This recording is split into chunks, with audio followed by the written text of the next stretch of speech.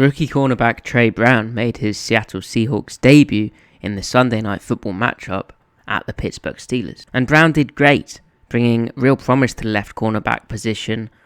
First time we've seen that since perhaps Shaquille Griffin. His rival for playing time, Sidney Jones, did suffer a concussion, which gave Brown more playing time. But Brown, in 40 snaps, which is 53% of the defensive total, really did impress. Jones has managed to exit the concussion protocol and was a limited participant in Thursday practice. Regardless, Brown seems to have a lead on the position. For Monday Night Football against the New Orleans Saints, the Seahawks may well have two small cornerbacks starting, DJ Reed and Brown. Brown's work was done in a variety of cornerback techniques.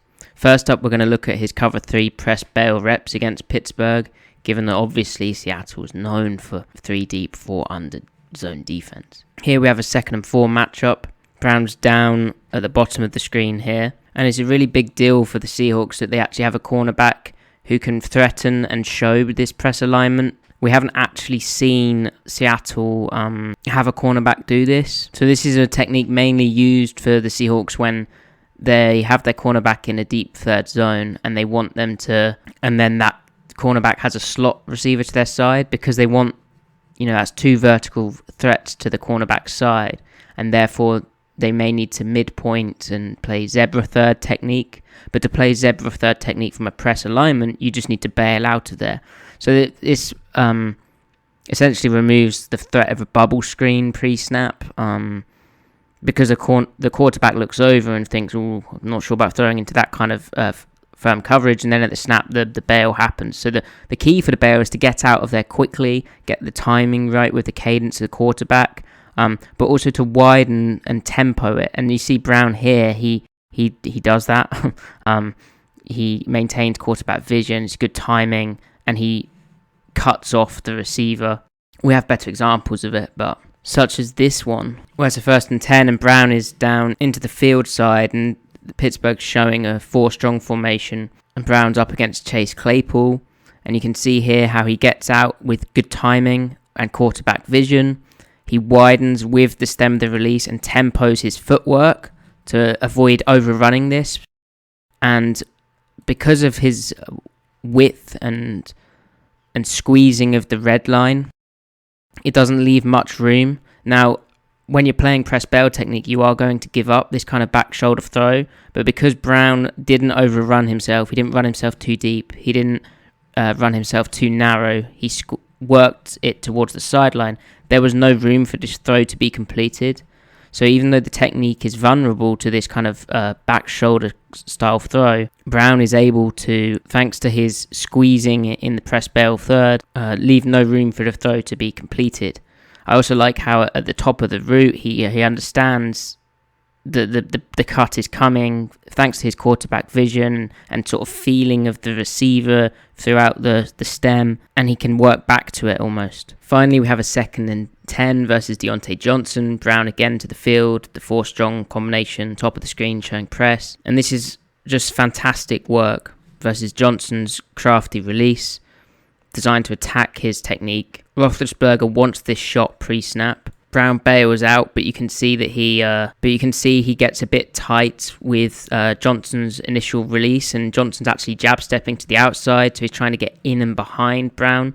But once Brown's done this, he doesn't panic. Like, it would be very easy for him to sort of fall over or lose track of the receiver and give up this ball. But Brown just simply, after tightening with the inside movement, just looks back, understanding this is going to be a vertical kind of route given that kind of release. Visions Johnson and gets in perfect position, and Big Ben dissuaded from taking that shot, and Brown recovers absolutely fine to stay in phase. He also has the Quandre Diggs leaning the deep third coverage to his side of the field. Next we have the play which I think was like, okay, Brown actually might be real here. This could be a positive. Even Chris Collinsworth highlighted it. It was very impressive in real time. It was a 3rd and 6 late in the first quarter, and he was impressed man-to-man with Deontay Johnson, and he won. So Seattle was in their overload bandit 317 package, where Bobby Wagner was sent on a load-style blitz. They played man-to-man, but because Wagner was blitzed, there was no rat defender. So Trey Brown opted for mirror step press technique, which is one of the 2 press techniques Seattle coaches their guys. And unsurprisingly, Big Ben decided to go after him. Brown aligns correctly, inside eye on Johnson. He's keying the receiver release. He only is going to kick back once that receiver leaves his frame, and he wants to try and play 2-to-1 with the arms. Johnson's release is very clever. It kind of encourages Brown to false step with a little stutter. But Brown, after his little step forwards, able to keep his feet backwards, which is key, and stay square. He's then able to kick outside with the release. So while he didn't get hands on to Johnson, his body positioning takes a lot of air out of the route, which delays the timing of this. It reduces the amount of space. It stops Johnson getting vertical quickly. And then Brown just runs the route for him, which I think is what was most impressive. He knew this didn't feel like a back shoulder fade or comeback. He knew this was a go ball. And so he just cuts off and just leaves absolutely no room for the ball. So his transition was absolutely superb. And his ability to unlock his hips from the press position and then basically, just identify the route. Seattle has been running a lot more middle field open defensive coverages, and this is where Brown received most of his work. So first up, we have 4:55 in the first quarter on a 1st and 10. Pittsburgh shifted into empty. Now Brown here in basically cover 2 technique, his main job is to prevent an outside release from the wide receiver, and so that's what he gets, and he outside steps with it. He's able to absorb the contact. Like, it looked like he was going to get knocked over, but he didn't. He absorbed it. He transitioned 2-to-1 with the arms, and he's all over this outside release route, and he's able to keep his balance and transition. Okay, it's kind of frustrating that Seattle dropped 9 defenders into coverage, and yet Big Ben still was able to escape from the pocket after the flush and check the ball down to the flat route. But then Brown comes down and kind of finishes the hit. But really, it's good cover 2 reroute technique from him, and a nice shoulder strike at the end. Here we have Brown down at the bottom of the screen on 1st and 10, and his step is slightly wide, and I think he thinks the receiver's going to release vertically through his core, but the receiver was jab stepping to get to the outside more, Chase Claypool. But encouragingly, he doesn't panic in this situation, so even though the receiver gets to his outside, Brown has quarterback vision, some disruption, and he's able to unlock his hips again, transition very quickly, knowing that receiver's got behind his vision and outside of him, and he's able to sync with depth and maintain good positioning. So it's a very good cover 2 recovery, even if he didn't get the desired effect with his jam. This 2nd and 12 rep also shows his hip fluidity and his twitch. He did have a 1.58 seconds 10-yard split and a 4.42 seconds 40-yard dash at his pro day, plus a 38-inch vertical jump and a 123-inch broad jump. Multiple receivers to his side. He's not as on top as you'd quite like in the cover 2 technique. Again, he sort of caught a bit too far inside, but his ability to hip flip and maintain that kind of quarterback vision that you want as the underneath layer on the outside is nice. And he comes down to join the hit on Najee Harris, help Bobby Wagner out thanks to his quarterback vision and his poise, knowing that once he's in position, what kind of responsibility he has in the coverage. That's a nice shoulder to finish it. Now, Brown plays this one real nice in that he doesn't take the cheese overly so. So a lot of the quick strikes against this sort of coverage are sort of double slant patterns where the outside receiver gets hit on the in-break. The cover 2 corners sort of tried to firstly wall that outside release. The curl defender squeezed with the number 2 receiver, and so there's space in between the curl and the cornerback. But Brown here, he gets a nice jam on the slant and prevents the outside release. He understands that that's an in-breaker. He sort of squeezes it, but then he recognizes that the 2 receivers up, and so he sinks to play high to low with his butt to the sideline. And again, the twitch shows up. He would have been able to compete at a catch point if Roethlisberger tried to thread that one in. There's good underneath cover 2 coverage transitioning once his 1 goes in and underneath. This 3rd and 9 to the field side with Seattle spinning into like a Tampa 2 invert style thing where Condre Diggs is the middle runner 3 defender. This is what Brown's cover 2 technique was going to be good at based on what he'd shown. So Chase Claypool tries to widen Brown before releasing through his core, essentially, and Brown's able to absorb the hit while staying on top of it, at which point he just needs to maintain the outside leverage on the receiver and carry it towards his deep half and Marquise Blair, and he just squeezes this perfectly. There's a moment where, as the ball comes out, he hesitates as though it's going to Ebron in the flat, but ultimately he is an underneath player, and he's able to still, even after his hesitation, recover towards the football. The real impressive stuff is the first part of the play where Brown widens, but then absorbs the hit with two arms and is able to stay on top of it still. So let's get to that big Trey Brown play, the one in overtime where he got the defense off the field and Jamal Adams ran over congratulating him. So firstly, let's look at this 2nd and 20 just to show again that the Steelers had been running like a lot of curl flat combinations. We'd seen Big Ben, I think, earlier I'd showed him roll out and hit the flat route of the curl flat. Here, Brown does a nice job of getting depth with the curl route, and he has the flat route, gets underneath position. Okay, so now the 3rd and 4 in overtime, and the game clock says it's 3rd and 3, but I'm going to go with NFL GSIS. And Brown here isn't actually in a cover 2 technique. It looks to me more like cover 6, where Seattle's playing quarter, half. Brown is in a deep quarter. Doesn't make what he does any less impressive. In fact, it probably makes it more impressive. Brown gets a curl route and he stays with it well. He gets depth, he squeezes with it. He's in a decent position to contest it if the ball were to be thrown to that side. Now, he also sees that there's a flat route. Big Ben is opening to the other side of the formation and he's looking to the curl flat combination. Seattle has DJ Reed in a cloud technique collide the hitch, and Ryan Neal expands with the flat route of Harris. So they're making this really messy for Ben. So they've also dropped a defensive end there. So it's not a great look. So Ben then comes back to his Ebron stick route, and Seattle, in this kind of technique, they will pack this middle of the field with Blair, the curl defender, really constricting with the 3 receiver, especially if quarterback starting, looking away from Blair. So Big Ben comes back to Ebron, at which point, Bobby Wagner's there, it's at the sticks, and Carlos Dunlap has pulled off an inside move that's about to hit Ben, maybe get hands up. So Ben escapes from the pocket, and it comes back to his flat route. Now, Trey Brown, he's responsible for that deep quarter, but he knows that flat route's there. He's known the whole time. He's maintained quarterback vision.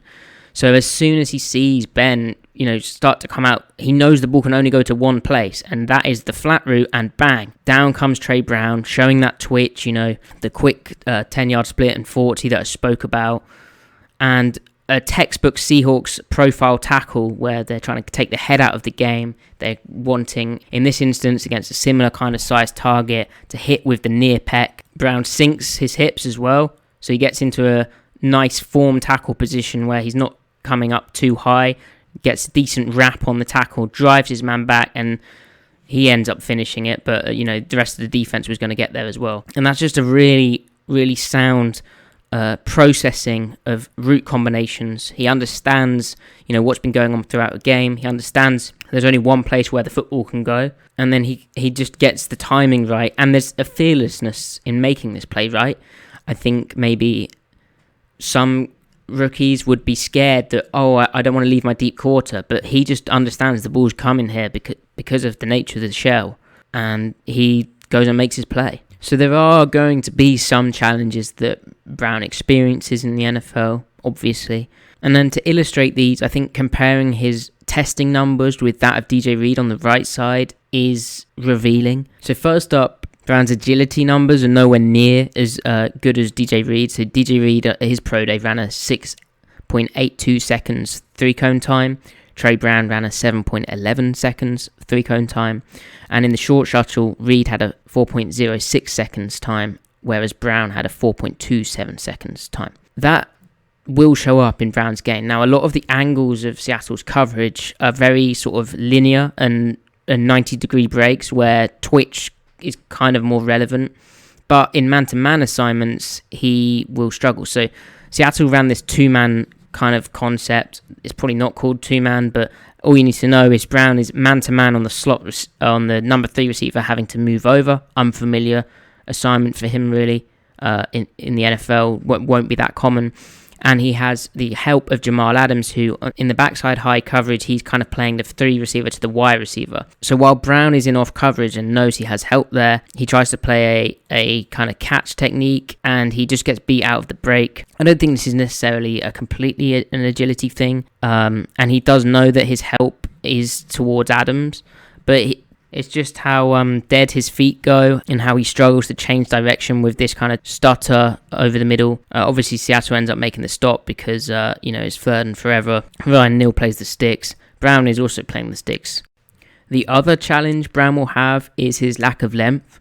Now, yeah, he's similarly short to DJ Reed, actually slightly taller at 5'9" and 3/4. However, his arm length is over an inch shorter than Reed. So DJ Reed at his pro day had 31 and 5/8 of an inch long arms, whereas Brown had just 3/8 of an inch long arms. And that does matter. Not really in press coverage because Brown's footwork and scrappiness and still conscious wants to play 2 to 1 to none with his arms shows up. It's more impactful though, like with his ability to tackle, and then his ability to compete at certain catch points. The tackling stuff is what showed up against the Steelers. Here he is in the press bail, 3 deep, 3 under coverage. He comes back downhill very nicely, but his arm is short.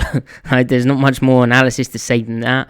So as he comes down on Deontay Johnson, you can see Brown's trying to play with that near foot, near shoulder philosophy. Johnson cuts it back against him, and that will happen, but because his arm's so short, he almost doesn't quite fully secure that tackle. Condre Diggs does a nice job in hot 2 coverage helping the guy out. Now we have a 2nd and 10. This is great from Brown. He's in middle field open coverage. He recognises wide receiver screen, beats the receiver block towards him, attacks downhill, forces a block in the back from Claypool. But the fact he just slips off the Johnson tackle, even with the block in the back, just is indicative of, he has short arms. Like, there's not much more to say. He just has short arms. Sees him get stiff-armed. Like, if you have longer arms there, you can get a bit more of a rap. It's the difference between making the tackle or not. We didn't see the lack of arm length impact Brown at the catch point, but it will do as well. And it did in college. So let's just return quickly to his college tape to show you that. Firstly, we have him against LSU. Big time playoff matchup against Terrace Marshall. He's in man-to-man here. And he leverages the route beautifully, stays in phase with it. He just can't undercut the ball and get the incompletion. Like, his lack of length will see him play the ball a bit more often.